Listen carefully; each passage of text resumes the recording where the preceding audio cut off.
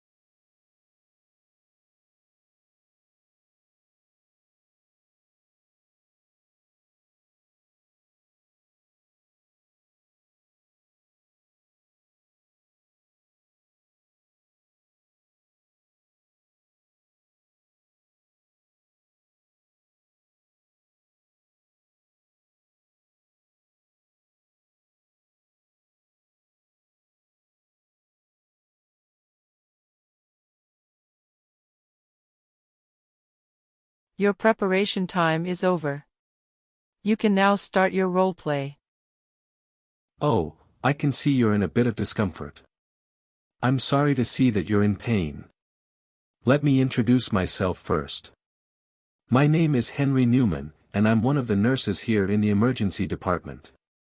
I'm here to help you with your injury and make sure we get you on the right path to healing.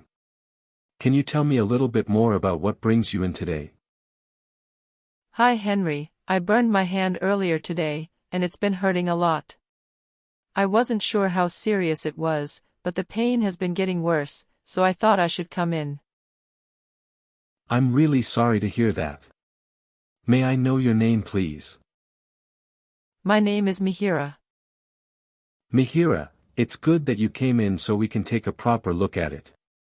Could you brief about the burn? Yes, it happened about 3 hours ago. I was cooking, and I accidentally spilled boiling water over my left hand. At first, it didn't seem too bad, but then it started to blister and hurt a lot more. That sounds really painful, and it's quite common for burns to worsen in sensation after a little while. Mihiraa, on a scale of 1 to 10, with 10 being the worst pain you can imagine, how would you rate the pain right now? I'd say it's about a 7. It's been throbbing constantly. That sounds very uncomfortable. I'm sorry you're experiencing that. Have you done anything to treat it so far? I ran it under cold water for a few minutes, but I haven't used anything else on it. You did the right thing by running it under cold water, Mihiraa. That's always a good first step. Now, let's talk about what we're going to do next. First, the doctor will come in to take a closer look at your burn, but before that, we'll gently clean the area. This helps remove any debris and lowers the risk of infection. Afterward, we'll apply a special burn dressing. The dressing is designed to protect your skin, promote healing, and prevent infection, which is really important at this stage. It might feel a bit strange at first, but it should help with some of the discomfort. Okay, that sounds good. What about medications? Especially pain medication? Will I need antibiotics or anything? That's a good question, Mihiraa. Since there's no sign of infection right now, antibiotics shouldn't be necessary. However, I would recommend taking some over-the-counter pain relief like ibuprofen or paracetamol if the pain continues to bother you. These will help reduce inflammation and manage the pain. Also, keeping your hand elevated, especially over the next day or two, will help reduce any swelling. All right. I'm a bit worried about the scar. Do you think it will leave a bad one? I completely understand your concern, Mihiraa. It's natural to worry about scarring after a burn, but I want to reassure you that with the right care, we can definitely minimize the chances of a noticeable scar. Right now, the most important thing is allowing the burn to heal properly, and unfortunately, there aren't any treatments we can use to prevent scarring until that happens. But once it starts healing, we can take steps to help reduce any scarring. One of the best things you can do is keep the area moisturized with a gentle, fragrance-free cream. This will help the skin heal and stay hydrated. Also, avoiding direct sunlight on the burn is really important, as UV rays can make scarring worse. Later on, we can explore silicone gels or sheets, which are proven to help reduce scar formation. It's all about being consistent with the care, and I'll guide you through it every step of the way. With this approach, we can really minimize any long-term effects. Does that help ease your mind a bit? Thanks, that makes me feel a bit better. What should I look out for in case something goes wrong? I'm glad to hear that the information has been helpful. It's important to be aware of potential complications so that you can take prompt action if necessary. Please keep an eye out for any signs of infection, such as increased redness, swelling, or pus around the incision. Additionally, be mindful of any fever, chills, or unusual pain. If you notice any of these symptoms, it's crucial to contact your doctor immediately. Early detection and treatment can prevent complications and ensure a smooth recovery. Got it. Should I come back here for a follow-up? Yes, you'll need to come back in a few days so we can change the dressing and check on how it's healing. We'll schedule an appointment for that before you leave today. If you notice anything unusual or if the pain gets worse before then, don't hesitate to return sooner. Thank you so much, Henry. This has been really helpful. You're very welcome, Mihiraa. I'm glad I could help, and we'll make sure you're well taken care of. Do you have any other concerns or questions about your treatment plan before we proceed?